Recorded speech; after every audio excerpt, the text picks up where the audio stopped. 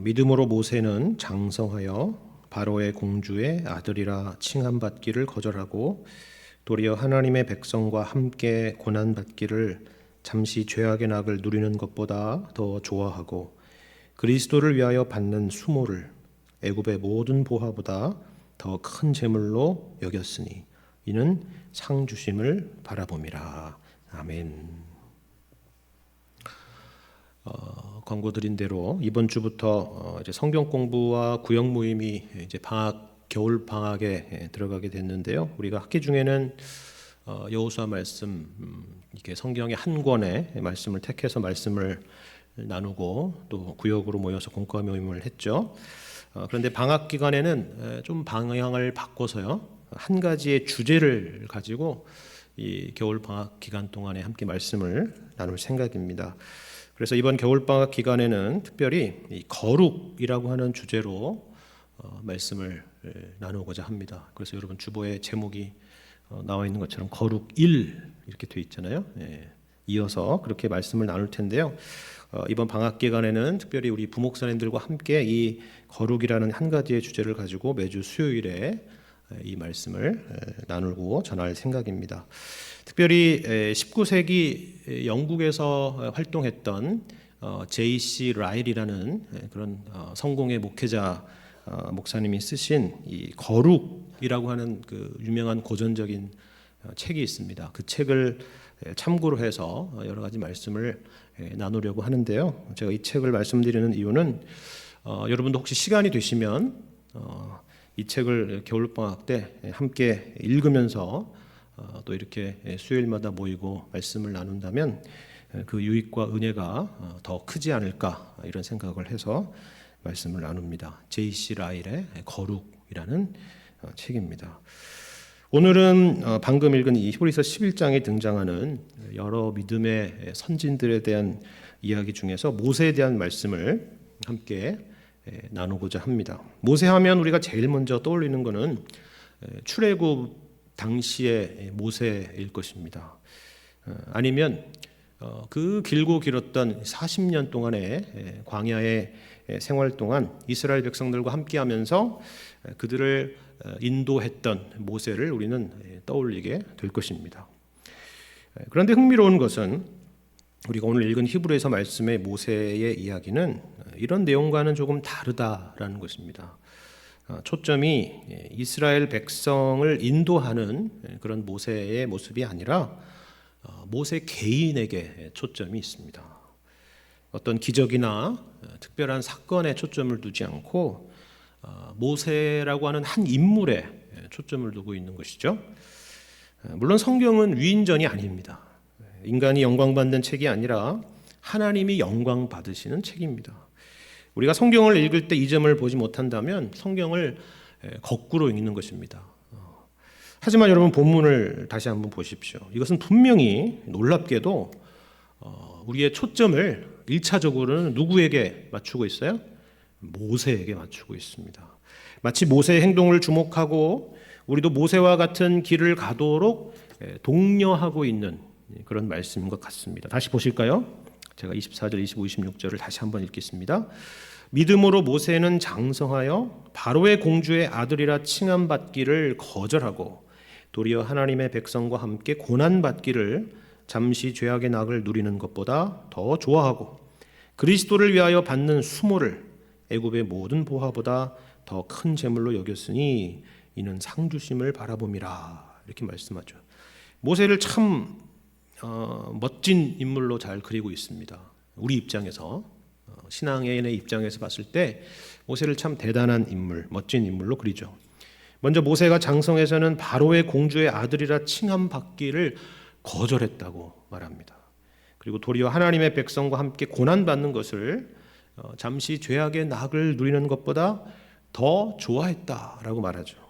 그리고 심지어 26절에는 그리스도를 위하여 받는 수모를 애굽의 모든 보화보다 더 큰 재물로 여겼다라고 말하고 있습니다. 여러분 이해가 되십니까? 사실 우리는 이 땅 가운데 살아가면서 물질적인 욕망에서 자유로울 수 있는 사람은 그렇게 많지 않은 것 같습니다. 권력이나 그리고 명예에 대한 욕망도 언제나 우리 가운데 꿈틀거리고 살아있죠. 그래서 그와 같은 것을 누리며 살아가는 사람을 부러워하지 않더라도 그가 누리고 있는 결과물들은 참 우리가 참 부러워하는 그런 마음이 있습니다. 하지만 우리가 그럼에도 불구하고 우리 마음속으로 진정으로 응원하고 박수치는 사람은요, 이와 같은 욕망을 쫓아가며 살아가는 그런 사람보다 어떤 대의명분이나 신념이나 어떤 정의를 위해서 살아가는 사람일 거예요. 마음은 원하지만 몸이 따라가지 않을 뿐 우리는 그와 같은 사람을 소위 영웅이라고 부르는 것을 주저하지 않죠. 예를 들어서 여러분 영화를 생각해 보십시오. 대개 주인공들은 이런 모습을 보여주는 사람들이 주인공으로 나올 겁니다. 그래서 극 중에서 그런 사람이 나오게 된다면 우리는 뻔히 그것이 픽션인 것을 알면서도 그 주인공을 마음속으로 응원하게 되고 그 사람이 마침내 해피 엔딩으로 끝나야 우리 마음속이 뭔가 후련해지는 것입니다. 그렇지, 그래야 되지 라고 생각을 하는 거죠. 모세가 그랬다는 것이죠. 모세는 애굽의 모든 영화와 권력을 뒤로 한 채 하나님의 백성들과 함께 고난을 받고 그리스도를 위해서 수치를 당했다라는 것입니다. 그런데 이것이 얼마나 우리가 살아가는 이 세상과 비교해 볼 때 거꾸로 된 인생인가 하는 것을 여러분 생각해 보시길 바랍니다. 우리는 인생이 우리 생각대로 우리 뜻대로 흘러가지 않을 때, 그렇게 펼쳐지지 않을 때 제일 먼저 생각하는 것이 뭐냐면요, 태생에 대한 것입니다. 집안에 대한 것이죠. 왜 나는 이런 집안에서 태어났을까? 나는 왜 이런 부모 밑에서 태어났을까? 이와 같은 것들이죠. 그리고 많이 가지지 못한 것에 대한 불만도 우리 가운데 늘 있습니다. 왜 젊었을 때 내가 열심히 공부하지 않았을까? 그때 열심히 공부하고 열심히 살았더라면 지금보다는 훨씬 나은 삶을 살지 않았을까? 하는 생각을 하죠. 내가 왜 그때 그 사업에 뛰어들지 않았을까? 내가 왜 그때 그 직장에 들어가지 못했을까? 내가 그때 그 집을 샀더라면, 내가 그때 그 땅을 샀었더라면, 이런 생각들이 여러분 가끔 드는 것이 있을 겁니다. 하지만 여러분 모세를 보십시오. 이런 면에 있어서 우리 생각과는 정말 거꾸로 가고 있습니다. 그렇죠? 어렸을 때, 철부지일 때, 세상 물정 모를 때가 아니에요. 언제입니까? 24절에서 보듯이 장성했을 때입니다. 장성했을 때. 어른이 되면 현실적이 되는 것이 인지상정이죠. 젊었을 때는 꿈과 이상을 좇아서 살다가도 어른이 되고 나면 지극히 현실적인 사람이 되는 것이 우리가 늘 보는 그런 일상적인 모습입니다. 일반적인 모습이에요. 젊었을 때 굉장히 진보적이었던 사람도 나이가 들면 보수적인 그런 사람이 되는 경우가 적지 않습니다. 보수적이라고 하는 말은 지킬 것이 생겼다라는 말이죠. 그렇죠. 하지만 보십시오. 모세는 거꾸로 갑니다. 거꾸로. 장성했을 때 바로의 공주의 아들이라 칭함받기를 거절했습니다. 이미 자기에게 주어졌던 특권마저 거절했다는 것입니다. 더군다나 애굽의 모든 보화를 뒤로하고 그리스도를 위하여 수모와 모욕을 받기로 결심합니다. 도리어 하나님의 백성과 함께 고난받는 것을 택했다라고 말하고 있습니다. 남들이 부러워하는 그런 금수저의 태생일 뿐만이 아니라 거기다 더해서 거기에 뭔가를 쌓아 올리면서 누리는 그런 인생이 아니라 오히려 그와 같은 것들을 거절하고 뒤로하고 고난받는 인생을 택했다라는 것이에요. 말씀드린 것처럼 어떤 사람은 이것을 미련하다고 보는 사람도 있겠지만 그런 사람보다도 멋있고 대단한 사람으로 보는 사람이 훨씬 더 많을 것입니다. 나도 그렇게 살아야지라고는 마음속으로만 생각하긴 하겠지만 그렇게 생각할 것입니다.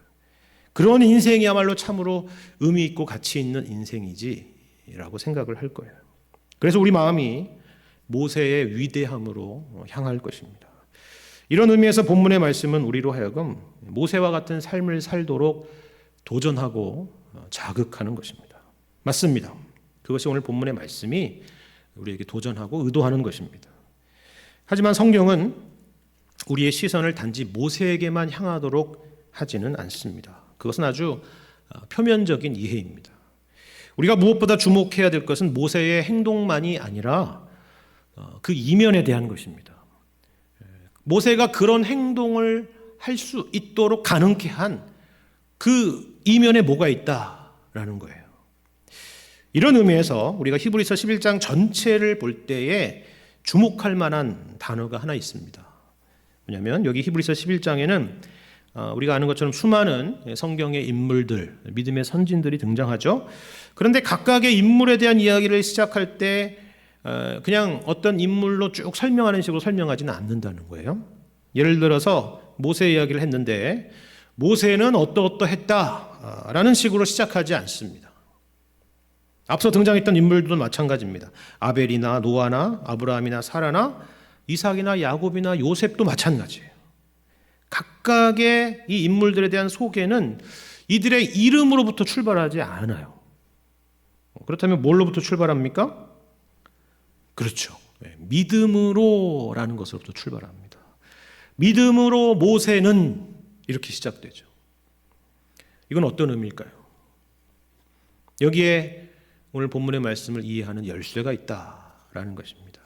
단지 모세의 행동을 칭찬하거나 우리가 그 모습을 따라가야 된다는 그런 표면적인 차원에서 우리를 교훈하는 것이 아니라 모세가 그와 같이 세상의 그 거대한 흐름에 역행할 수 있었던 것, 하나님의 백성이요 하나님의 종으로 소위 말해서 멋지게 살아갈 수 있었던 것은 바로 그 이유가 여기에 있다라는 거예요. 그것이 바로 믿음이라는 것입니다. 그렇다면 여기서 말하고 있는 믿음이라는 것은 과연 무엇일까요? 우리가 기억할 것은 성경은 믿음이라는 단어가 참 많이 등장하는데 이 믿음이라는 단어가 등장할 때 항상 모든 그 맥락에서 그 믿음이 동일한 의미와 강조점으로 등장하지는 않는다라는 것입니다. 맥락에 따라서 다양한 의미와 강조점이 있는데요. 그 중에서 대표적인 두 가지가 있습니다. 하나는 뭐냐면 우리가 잘 아는 믿음에 대한 첫 번째 개념은 율법의 행위와 반대되는 의미에서 믿음을 얘기할 때 믿음을 이야기합니다. 주로 로마서나 갈라디아서에서 강조하는 내용이죠. 우리의 구원이라는 것이 인간의 행위가 아니라 하나님의 주권적인 은혜라는 것을 강조할 때에 믿음으로라는 표현을 많이 쓰는 것입니다. 16세기 종교개혁 시대에 여러 모토 중에 하나였던 것이 솔라 피데라는 것이 있었습니다. 그러니까 오직 믿음으로라는 것이죠. 바로 이런 의미로 사용된 거예요. 하박국 말씀에서 인용한 오직 의인은 믿음으로 말미암아 살리라라는 말씀에서 인용한 것인데요.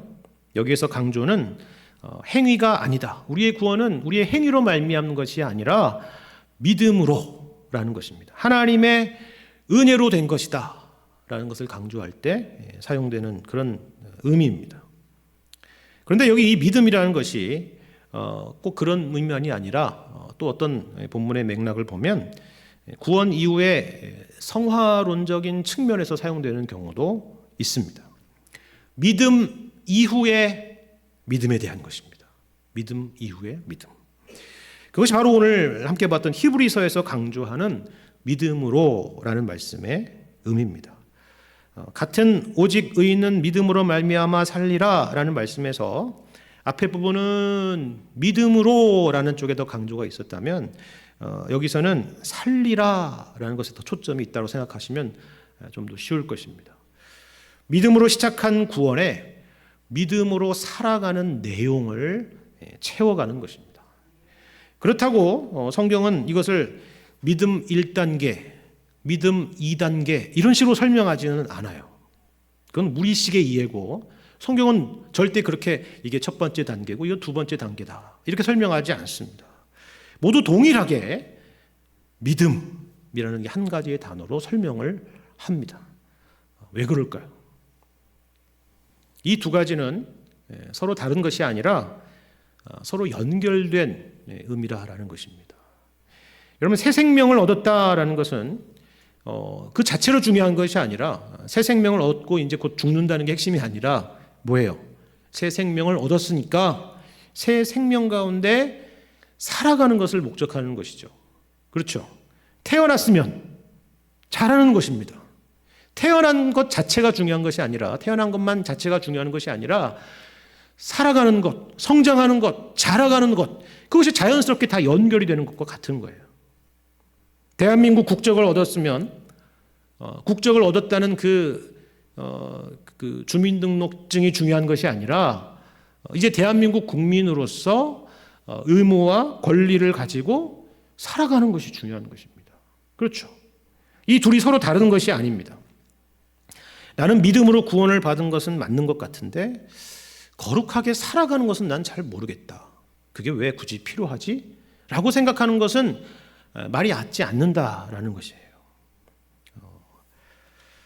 이것을 오늘 주제인 거룩이라는 차원에서 여러분 말씀을 드리자면 이런 것입니다. 성경은 우리를 성도라고 부릅니다. 성도는 제일 교회에서 낮은 단계에 있고 그 다음은 집사고 그 다음은 장로 뭐 이런 게 아니에요. 그렇죠? 우리 다 아다시피 성도라고 부릅니다. 거룩한 무리라는 뜻을 갖고 있습니다. 그래서 예를 들면 고린도전서를 보면은 고린도 교회를 가리켜서 고린도 교회 성도들을 가리켜서 이렇게 설명해요. 고린도전서 1장 2절을 제가 읽어드리겠습니다. 고린도에 있는 하나님의 교회 곧 그리스도 예수 안에서 거룩하여지고 성도라 부르심을 받은 자들과 또 각처에서 우리의 주 곧 그들과 우리의 주 되신 예수 그리스도의 이름을 부르는 모든 자들에게 이렇게 말해요. 여기 2절에 성도라는 단어가 있죠. 그리고 설명하기를 그리스도 예수 안에서 거룩해진 사람들이라고 이야기를 합니다. 그리고 이어서 뒤쪽에 8절을 보시면 뭐라고 설명하냐면 주께서 너희를 우리 주 예수 그리스도의 날에 책망할 것이 없는 자로 끝까지 견고하게 하시리라 라는 말씀이 있어요. 이게 다 같은 내용 안에 있는 것입니다. 마침내 우리를 그와 같이 온전한 자로 완성하시리라 라는 말씀입니다. 그렇다면 그 사이에 그러니까 그때까지 우리는 어떻게 살아가야 되는 것일까요? 고린도전서를 읽어보신 분이시라면 이 성도, 거룩한 무리라고 하는 이 단어와 이 고린도 교회 성도들이 얼마나 서로 어울리지 않는지를 금방 알게 되실 것입니다. 온갖 문제들이 교회에 있고요. 심지어는 세상에도 없을 법한 그런 일들이 교회 안에 있었습니다. 우리 같으면 성도라고 부르지 않고 내가 봤을 때 너희 중에 구원받은 사람이 얼마 없을 것 같다. 지옥에 갈 사람들이 좀 있을 것 같다. 이렇게 불렀을 거예요. 그런데 사도 바울은 이들을 가리켜서 성도라고 부릅니다. 하나님이 부르신 자들이고 구원하신 자들이기 때문입니다. 대신에 고린도전서를 쭉 읽어보시면 거기에는 잘한다, 그렇다 이렇게 이야기하지 않고 엄청난 책망과 꾸중의 내용들이 연달아서 있어요. 그렇죠. 그렇게 살지 말고 이렇게 살아야 된다라고 하는 그런 강력한 꾸중의 말씀이 연달아 쏟아집니다. 이게 어떤 의미인지 여러분 잘 아시겠죠. 성도, 다시 말해서 예수 안에서 거룩하여진 성도들은 그 신분에서 머무르지 말고 실제로 거룩한 자들이 되어야 된다라는 것입니다. 그 거룩한 부르심에 합당한 삶을 살아야 된다라고 강조하는 것입니다. 거룩이라고 하는 것은 구원이 믿음으로 시작한 것에서 그치는 것이 아니라 그 시작한 믿음의 내용을 채우는 일이다라는 것을 말하는 것입니다. 사실 오늘 본문의 히브리서 말씀이 그런 맥락 가운데 있는 말씀인데요. 이 히브리서의 최초의 독자들은 주로 이방인 그리스도인보다는 유대인 그리스도인일 것이다 라고 다 이야기를 하죠. 왜냐하면 히브리서 말씀을 읽어보면 우리에게는 잘 익숙하지 않은 그런 구약의 제사나 율법에 관한 이야기들이 상당히 많이 등장하고 있기 때문에 그렇습니다. 그런데 문제는요, 이들이 처음에 가졌던 예수님에 대한 믿음이 점차 식어지고 자꾸 퇴색되고 자꾸 후퇴하고 뒤로 물러나고만 있는 그런 모습들이 나타났기 때문입니다. 왜 그랬을까요? 이유는 간단합니다. 그것은 뭐 유대인이든 우리든 다르지 않습니다. 동일한 이유입니다. 이런 거죠. 예수를 믿고 나서도 우리는 살아가는 데 있어서 늘 어려움을 겪습니다. 고단한 인생을 살아가게 되죠. 그리고 더군다나 그 시대에는 이 기독교 신앙에 대한 핍박들이 점점 거세지고 있는 그런 상황이었습니다. 더군다나 예수님께서 내가 속히 오리라 라고 분명히 약속을 하셨는데 뭐 하루가 가고 이틀이 가고 한 달이 가고 1년이 가고 2년이 가도 예수님이 오시겠다는 그 약속은 요원해지기만 하는 그런 현실을 겪었던 것입니다. 그래서 신앙이 지나가면 지나갈수록 앞으로 나아가는 것이 아니라 그들의 신앙이 점점 더 후퇴해 갔다라는 것입니다. 뒤로 후퇴했다라고 하는 것은 두 가지 의미가 있는데요. 하나는 신앙적으로는 기독교 신앙에 대한 의심 내지는 회의감을 가졌었던 것을 말하는 것이고요. 행위적인 차원에서는 그 과거에 가졌던 어떤 신앙에 대한 열심과 인내의 모습들이 점차 식어갔던 것을 말합니다. 그래서 히브리서 기자는 특별히 이 두 가지 부분에 대한 초점을 두고 그들을 권면하고 있는 말씀이에요. 먼저 예수님이 누구신가에 대해서 전반부에 아주 엄청난 내용으로 설명을 합니다. 예수님은 우리의 창조주이시고 구원자이시고 대제사장이시고 율법의 완성이시고 모든 제사제도의 마침표다라고 그렇게 길고도 자세하게 설명하는 것입니다. 귀에 못이 박히도록 설명하는 것입니다. 또 다른 하나는 지금 너희들이 겪고 있는 그런 환난과 고통의 시간들은 이상한 것이 아니라 너희를 하나님의 자녀로, 하나님의 아들로 온전한 자로 세우시려고 하는 우리 주님의 계획 가운데 있는 지극히 정상적인 상황이다, 정상적인 시간이다라는 것을 강조하는 내용입니다. 오늘 말씀의 주제로 하자면요, 우리를 거룩하게 하시려는 그 과정 가운데 있는 현실이다라는 것이에요. 그래서 우리가 읽은 히브리서 11장이 등장하기에 앞서서 이런 말씀이 마치 히브리서 11장의 서론격으로 등장했던 것을 볼 수가 있습니다. 여러분 한 장 앞에 있는 내용을 한번 보세요. 히브리서 10장 32절 이하의 말씀을 제가 읽겠습니다. 히브리서 10장 32절. 전날에 너희가 빛을 받은 후에 고난의 큰 싸움을 견디어냈던 것을 생각하라. 혹은 비방과 환난으로서 사람에게 구경거리가 되고 혹은 이런 형편에 있는 자들과 사귀는 자가 되었으니 너희가 갇힌 자를 동정하고 너희 소유를 빼앗기는 것도 기쁘게 당한 것은 더 낮고 영구한 소유가 있는 줄 알미라. 그러므로 너희 담대함을 버리지 말라. 이것이 큰 상을 얻게 하느니라. 이렇게 말해요. 그죠? 그러니까 무슨 말이냐면 그동안 너희들 잘하고 있지 않았느냐 그 얘기예요. 잘 보시면 방금 읽어드린 내용은 오늘 본문의 모세의 이야기와 닮았잖아요. 그렇죠? 너희가 오늘 본문에 모세와 같은 그런 길을 가지 않았었느냐 하는 겁니다. 고난의 큰 싸움도 견디어내고 또 어려움 가운데 있는 성도들을 외면하지 않고 그들과 함께 모든 것을 같이 하지 않았느냐. 그러니 그와 같은 담대함을 버리지 말라 하는 것이에요. 우리가 이렇게 행하는 것은 우리에게 더 낫고 영구한 소유가 있고 큰 상이 있고 약속이 있다는 것을 알기 때문이라는 것입니다. 우리는 이 땅에 속한 사람이 아니라 하늘에 속한 사람이고 영원에 속한 사람이기 때문이라 하는 것입니다. 그리고 이어지는 말씀을 보세요. 36절. 너희에게 인내가 필요함은 너희가 하나님의 뜻을 행한 후에 약속하신 것을 받기 위함이라. 잠깐 후면 오시리가 오시리니 지체하지 아니하시리라. 나의 의인은 믿음으로 말미암아 살리라. 또한 뒤로 물러가면 내 마음이 그를 기뻐하지 아니하리라 하셨느니라. 우리는 뒤로 물러가 멸망할 자가 아니요 오직 영혼을 구원함에 이르는 믿음을 가진 자니라. 그렇죠? 여기 보이시죠? 나의 의인은 믿음으로 말미암아 살리라 했습니다. 믿음으로 사는 삶이란 이 내용을 보면 뒤로 물러가지 않는 삶입니다. 후퇴하지 않는 삶이에요. 오히려 하나님께서 우리를 구원하신 그 구원의 목표를 향해서 하나님이 인도하시는 대로 앞으로 전진해서 나가는 그런 삶이다 라고 말하는 것입니다. 그렇다면 구원의 목표가 무엇입니까? 구원의 목표라는 것은 우리가 잘 아는 히브리서 12장 2절에 나와 있는 것처럼 믿음의 주요 온전케 하신 이이신 예수 그리스도이십니다. 이 믿음의 주요 온전케 하시니다라는 것을 다른 번역을 보시면 이렇게 되어 있어요. 우리는 믿음의 주요, 그러니까 믿음의 주인이요 이렇게 생각하고, 온전하게 한다라니까 뭔가 이렇게 만드는 걸 이렇게 생각하는데, 이게 무슨 말이냐면 다른 번역에서는 뭐라고 되어 있냐면 믿음의 창시자요 완성자이신 예수 이렇게 되어 있습니다. 여러분, 이 창시자라는 단어는요 헬라어로 아르케노스라는 것입니다. 모르셔도 됩니다.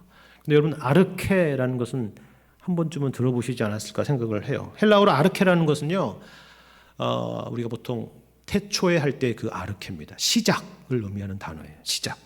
그러니까 우리 믿음이 예수님으로 인해서 시작됐다는 것입니다. 그렇죠? 근데 그게 끝이 아니에요. 시작이 끝이 아닙니다. 그분은 믿음의 완성자이기도 하시다라는 거예요. 헬라어로 여기 완성자라는 단어는요 텔레이오테스라는 단어인데요, 모르셔도 됩니다. 근데 이거 무슨 뜻인지는 몰라도 텔레이오스에서 텔레는 알 거예요. 텔레가 뭐예요? 처음 들어보시죠? 텔레비전은 들어보셨죠? 그 텔레입니다. 텔레, 비전이라는 건 뭐냐면 보는 거니까, 텔레와 비전이 합쳐졌다는 것은 뭐예요? 이 텔레비전이라는 것은 그 방송국에서 그 시작된 그 영상 신호를 결국 우리의 집 안방까지 도달하게끔 하는 그런 기계를 우리가 텔레비전이라고 얘기하잖아요. 그렇죠? 끝이라는 얘기입니다. 그러니까 이 말씀은 바로 예수님께서 우리 믿음의 아르케요 텔레라는 말입니다. 믿음의 시작이고 완성이라는 의미입니다. 우리는 지금 이 사이 어느 시점에 어느 과정에 있는 것입니다. 그리고 우리가 예수님에게 묶여 있기 때문에 우리의 예수님이 구원의 창시자이고 완성자이시기 때문에 이 일에 우리의 구원이 실패하거나 중간에 좌초할 일이 없는 것입니다. 텔레, 완성에 도달하는 것입니다. 방송신호가 집안 안방에 도달하고야 말듯이, 그렇죠? 우리의 구원은 그렇게 완성되고야 말 거라는 것입니다. 또한 우리의 구원이 예수님에게 묶여있기 때문에 예수님의 것이 곧 우리의 것이 됩니다. 예수님의 고난이 우리의 고난이 되고, 예수님의 죽으심이 우리의 죽으심이고, 예수님의 부활과 영광이 우리의 부활과 영광이 되는 것입니다. 다시 말해서 우리는 예수님의 것이고 하나님의 것이다라는 것이에요. 이것을 거룩이라는 개념으로 생각을 해보죠. 성경을 보시면요, 거룩이라는 의미가 우리가 생각하는 것과는 조금 차원이 다르다는 것을 발견하게 되실 것입니다. 쉽게 말해서 우리는 거룩하면 제일 먼저 뭘 떠올리게 돼요? 도덕 같은 걸 떠올리죠. 착하게 사는 거, 바르게 사는 거, 깨끗하게 사는 거, 이런 것들을 떠올립니다. 거룩. 하지만 성경은 그런 의미가 없지는 않으나 그것 이상을 말합니다. 여러분, 구약을 보십시오. 온갖 제사에 관련된 규례들 가운데에 바로 이 거룩이라는 단어가 있습니다. 특별히 여러 물건들을 거룩하게 구별하는 그런 내용들이 있죠. 그래서 성별이라는 단어를 많이 씁니다. 거룩하게 구별했다라는 그런 의미입니다. 사람이라면 모를까, 이런 물건들에 거룩이라고 하는 단어가 붙는다는 것은 당연히 도덕적인 의미는 아니겠죠. 그렇죠. 물건에 무슨 도덕이 있겠습니까? 그죠? 거룩히 구별되기 전에는 그저 다른 것과 구분이 없는 그런 평범한 그릇, 평범한 재물, 평범한 옷, 평범한 가구들입니다. 그 자체에 무슨 특별한 어떤 것이 있는 것이 아니라는 것이죠. 하지만 이 모든 것들을 거룩히 구별한다라고 한다면 이제는 이 모든 것들이 하나님께 속했고 하나님만을 위해 사용되도록 구별됐다라는 의미입니다. 그런 의미입니다. 그렇기 때문에 그런 의미에서 거룩의 반대는 하나님이 아닌 우리 자신을 위해 사는 거예요. 거룩은 하나님을 위해 사는 것입니다. 하나님이 기뻐하시는 것을 위해 사는 것입니다. 이것을 우리의 믿음의 여정 가운데서 대입을 해보자면 이런 것이죠. 예수 안에서 거룩해진 우리는 이제 더 이상 우리 자신을 위해 살지 않습니다. 제사를 위해 거룩히 구별된 기구들처럼 하나님을 위해서 살고 하나님의 기쁨을 위해서 사는 것입니다. 우리가 잘 아는 로마서 12장 1절과 2절의 말씀처럼 너희 몸을 하나님이 기뻐하시는 거룩한 산제사로 드리라 라는 그와 같은 삶을 사는 것이 거룩한 삶이라 하는 것입니다. 본문의 모세는 그것을 보여주는 인물이죠. 자신을 위해서 사는 인생이었었다면 본문의 설명과는 정반대로 설명되었을 것입니다. 하지만 모세는 거룩한 부르심 가운데 살았던 사람이라는 것이에요. 그 증거가 오늘 본문에 두 가지가 있습니다. 하나는 26절에 나와 있는 것처럼 그리스도를 위하여 살았다는 것이죠. 그리고 또 다른 하나는 25절과 같이 하나님의 백성과 함께 살았다라는 것입니다. 주님을 위하여 그리고 주님을 기쁘시게 하기 위하여 살고 주님의 백성을 위하여 사는 것이 거룩한 하나님의 백성으로 부르심 받은 그런 사람의 삶이라 하는 것입니다. 하나님께서 우리를 그리스도 안에서 거룩한 백성을 삼으셨습니다. 하나님께서 여러분 가운데 무슨 일을 행하셨는지를 여러분 잘 생각해 보시기를 바랍니다. 오늘 함께 읽었던 똑같은 본문의 말씀을 두고 믿지 않는 사람에게 이 본문의 말씀을 보여준다면은 그 사람은 아마 이 모세의 삶을 가리켜서 제정신이 아닌 삶이라고 얘기할 수 있을 겁니다. 반면에 우리는 이 말씀을 읽고 어떤 생각이 들어요? 우리 자신을 돌아보게 되죠. 그렇지, 그렇게 살아야 옳은 것이지 하면서 우리 자신의 신앙을 돌아보게 되는 것입니다. 그래서 모세의 이런 결단과 삶을 보면서 우리는 도전을 받고 용기를 얻는 것입니다. 그것을 목적한 말씀입니다.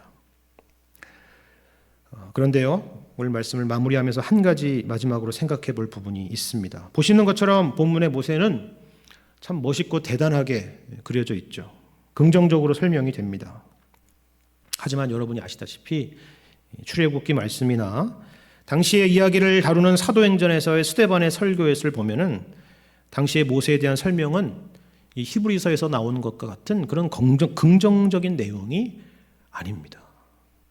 동족 히브리 사람들을 위해서 결기 있게 행동했던 그런 행동은 우리가 잘 알다시피 오히려 동족 히브리인들의 비난을 받게 되었고 이 일로 인해서 모세는 그들을 구원하기는커녕 도망자의 신세가 되고 말았다는 것을 우리는 잘 알고 있습니다.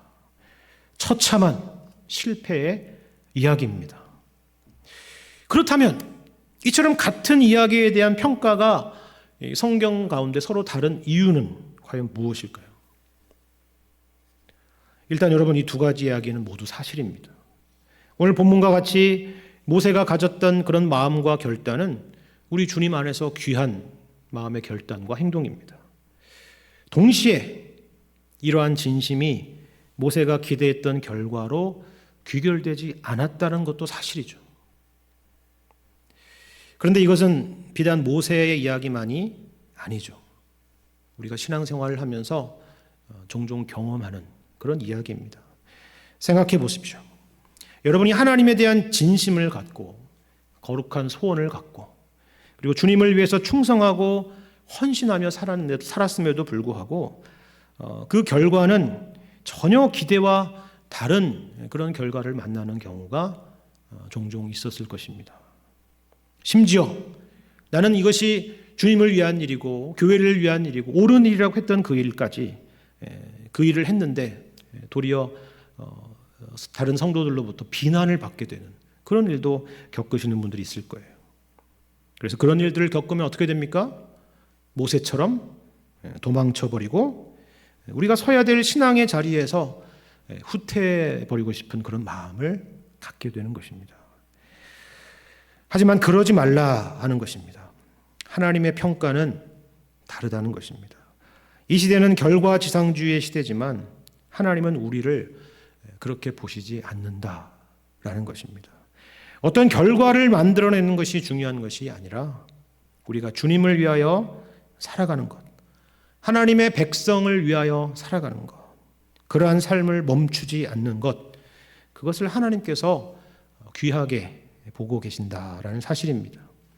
모세는 이 모든 행동의 근거에 대해서 오늘 본문 26절 하반절에 상주심을 바라보았기 때문이다라고 말하고 있는데요.